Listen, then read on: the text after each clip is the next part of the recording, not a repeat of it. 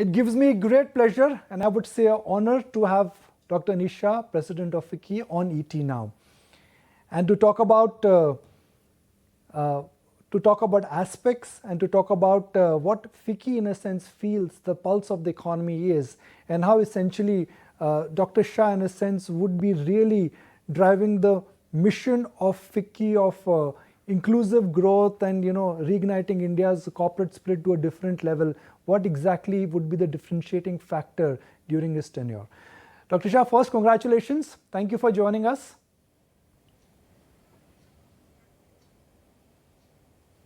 Thank you, Nikunj, for the good wishes, and as always, a pleasure to be here with you. I'll start with the easy past first, something which I'm sure you've already thought of. Your predecessors have had very unique tenures. In their tenure as the president of FICCI, they've left a mark. How are you planning to take the bar high? Considering the good work which you've done at Mahindra & Mahindra, some would say this time expectations from the current FICCI president are not running high, but they are running very high.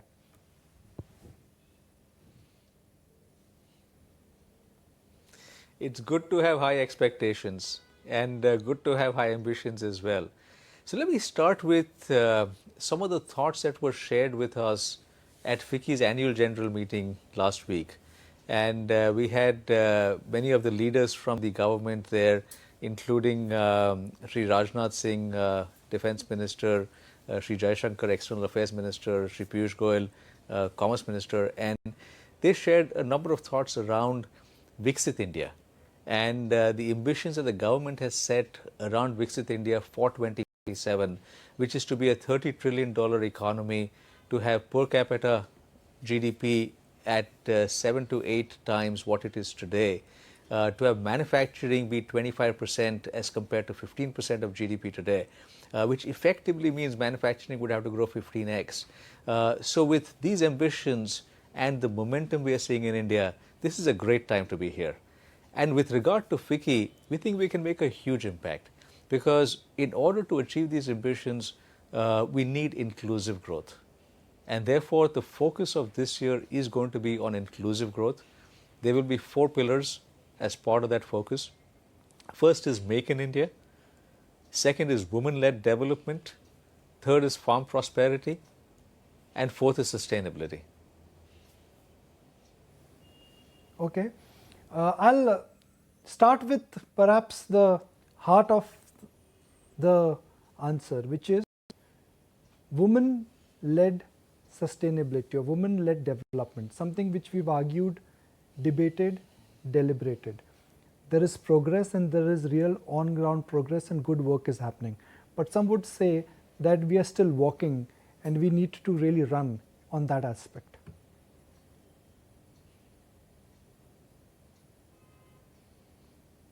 Yeah, I'd agree with you, Nikunj. We are still walking and we need to run. We need to do a lot more in this space. Female participation in the workforce today is 22%. If we have to achieve our FICCI India goals, it should be at 45, maybe even 50%. We need to have equality, not just from an economic standpoint, but from a social standpoint as well.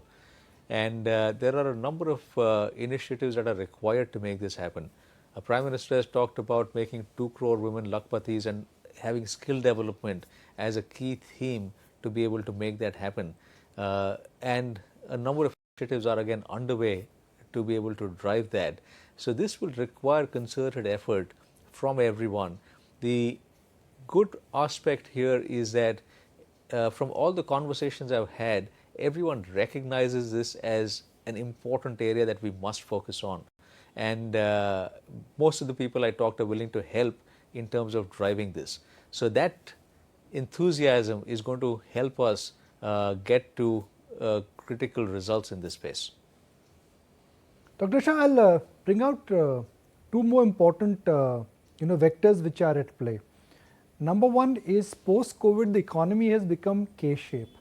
If one looks at the data, 80% of the Indians which account for 20% of the total market is not growing. 20% of the Indians who account for 80% of the market, that area is growing. Now, for economy to move from 4 trillion to 5 trillion and eventually 10 trillion, you need inclusive growth. And post-COVID, unfortunately that is not happening. How can that be attained and how can that be revived?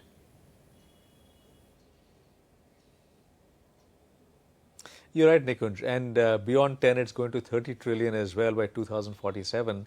And we do need inclusive growth for that. And which is why the themes we want to focus on are first around Make in India, where it's not just about large companies. It's really a lot more about mid-size and MSMEs to create the ecosystems that are required to set up the manufacturing hubs that we need in India. It is about women playing a greater role in labor force participation. It is about farm prosperity, which is not just for farmers, but for the entire ecosystem that is around farmers, and around sustainability. So as we drive these themes, that's going to help us drive a more inclusive growth, because as we look at our numbers of 7.8%, 7.6%, I would even say that it has a momentum to go to 8% next year. That growth has to be on the back of inclusion from all segments of society. Okay, now the manufacturing space, Dr. Shah, this is India's renaissance for manufacturing, and especially for the Mahindra group you represent. Some would argue and say that last 24 months, last 36 months have been nothing short of magical in terms of what you've achieved and what you've laid as a vision. So how do you see the manufacturing renaissance growing? Do you think India is growing only because China is not growing, or India will go irrespective of what happens to China? So thanks for the kind words first, Nikunj. And I would say it's not just us. We are seeing a number of other Indian companies. This is a very important change in mindset and a trend that's emerging, which is Indian companies are making products that are best in the world and are winning in India against global competitors. As that happens, that sets the stage for Indian companies to be able to take these products around the world and win in markets around the world against global competitors. That is critical for Make in India for the world. There is a second aspect, which is diversification of supply chains, which is what you referred to in a sense, where companies around the world are looking at India to come in, and which also is positive for the country, because that is what's going to create greater investments in India, greater manufacturing in India, and allow us to build stronger manufacturing hubs where we become the manufacturer of the world. Right? I've always cringed when I hear China +1, because why would we be a +1? India has to stand on its own feet, and India will stand on its own feet as we got greater self-reliance, greater R&D in the country, better products that are being developed, and that will allow us to go and win across the world. Dr. Shah, the minute I say Mahindra and Mahindra, the first impression is automobiles. I know it's changing and we have to work towards changing that. But I want to perhaps take the liberty of starting with automobiles, and a lot is changing in the automobile space. Now, while you've been successful with your EV platform, some would argue and say competition there is changing. New entrants, new Indian corporates who are acquiring global companies. How do you see the EV space changing in the light of what's happening at a global level, and how number of entrants are changing?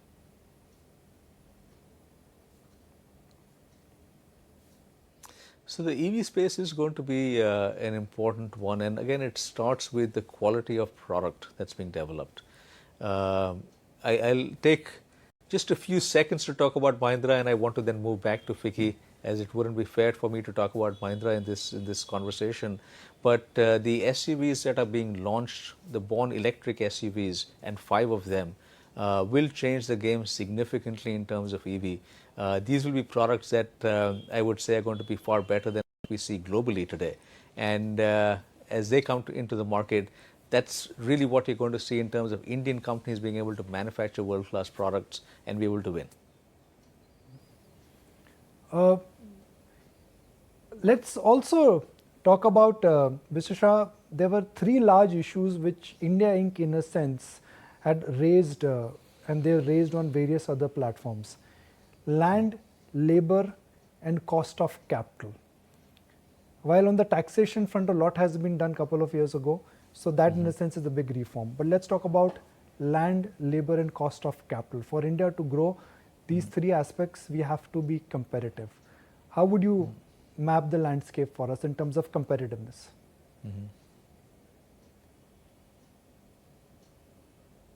I'd say overall in terms of competitiveness, Nikunj, a lot has been done, and let me start with that first.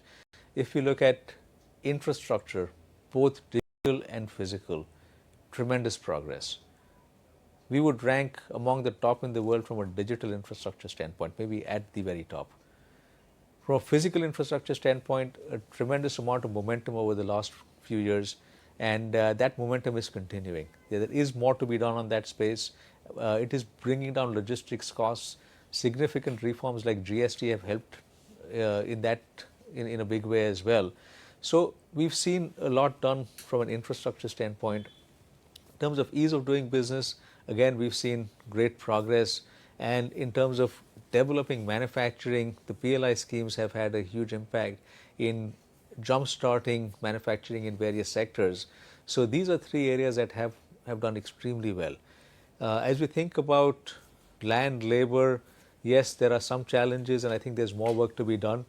We live in a democracy where we have to rightly look at views of all stakeholders, and one role that FICCI will play in terms of examining those views. FICCI's vision is to look at how do we be a thought leader and work with our stakeholders, which is our members as well as our government, to be able to create a much stronger economy.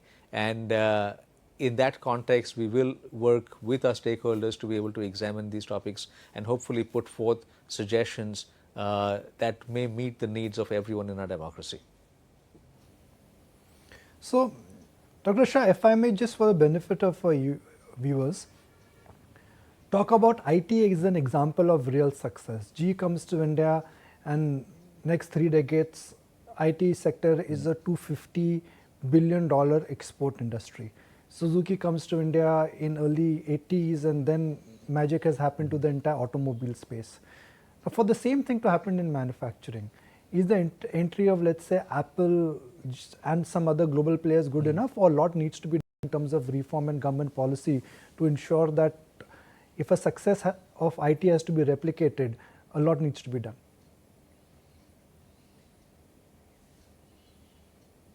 So first, Nikunj, I would push back on a couple of things you said here and talk about what India has done in driving it.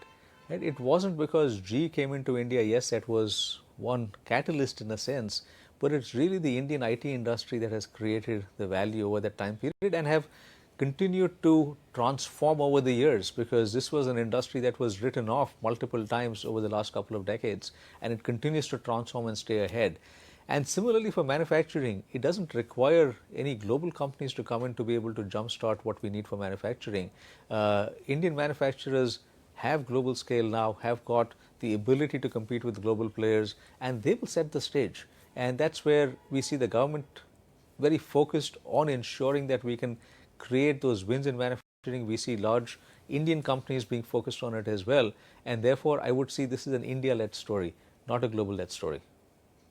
So, Dr. Shah, for India Inc., how do you see the next 3 years different from last 3 years? Because last 3 years, we've seen that big corporates have committed capital. They're ready to expand their balance sheet. Debt is no longer a bad word. And stock markets are also rewarding companies which have a manageable debt and which have a cash flow planning in place. So there is a big reversal in the market mood and what markets are giving thumbs up to. So how do you see the next 3 years changing? How could it be different from last 3 years?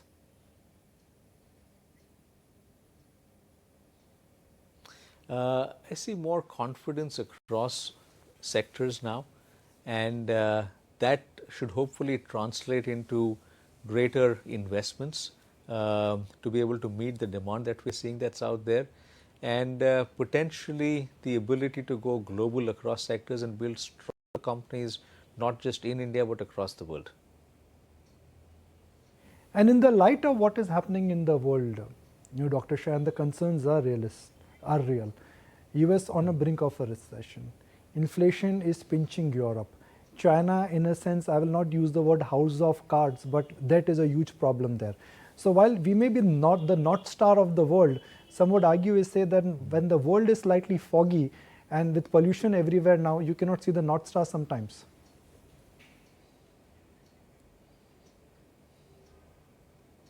You're absolutely right, Nikunj, in terms of all the challenges facing us.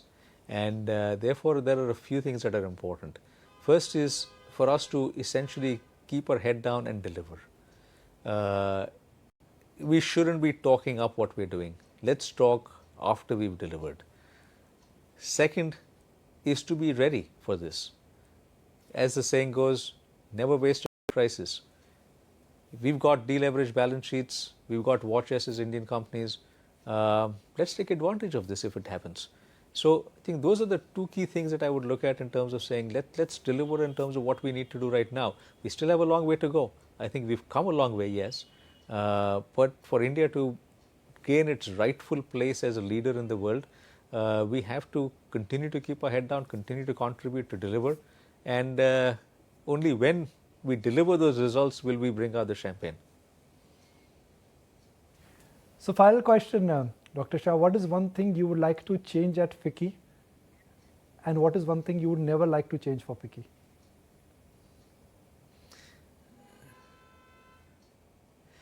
FICCI is a wonderful organization. It's the oldest or one of the oldest and largest industry bodies. What's unique about FICCI is that there are 300 regional associations that are a part of FICCI, constituting 25,000 members. So it's an association that spans the length and breadth of the country, that spans the length and breadth of the corporate world, because it's not just large companies, it's mid-sized companies, it's MSMEs, and that's what's really unique about FICCI. We've had a great heritage, some very strong precedents from the past. We've just had our 96th annual general meeting. In fact, Mahatma Gandhi had come for our 4th annual general meeting. So we've got a strong heritage and history. And over the last few decades, we've had many of our past presidents really create a strong organization. So there's a lot that we have that I would take forth as a custodian. And in terms of what we change, I would just say that we just have to be stronger in terms of being able to deliver outcomes. And that's something that as we think about the goals that have been set for 2047 and as a result for 2030 and for 2025, we've got to be able to deliver specific outcomes and work with our stakeholders to make that happen.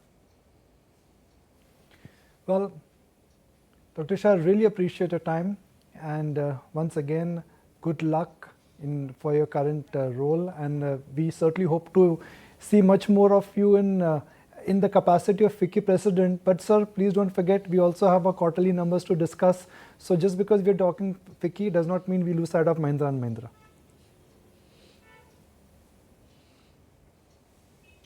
That's the beauty of this world, Nikunj, which is there are multiple priorities, all have to get equal weightage and all have to be achieved. So absolutely there to do that. Pleasure talking with you as always. Thank you very much, sir.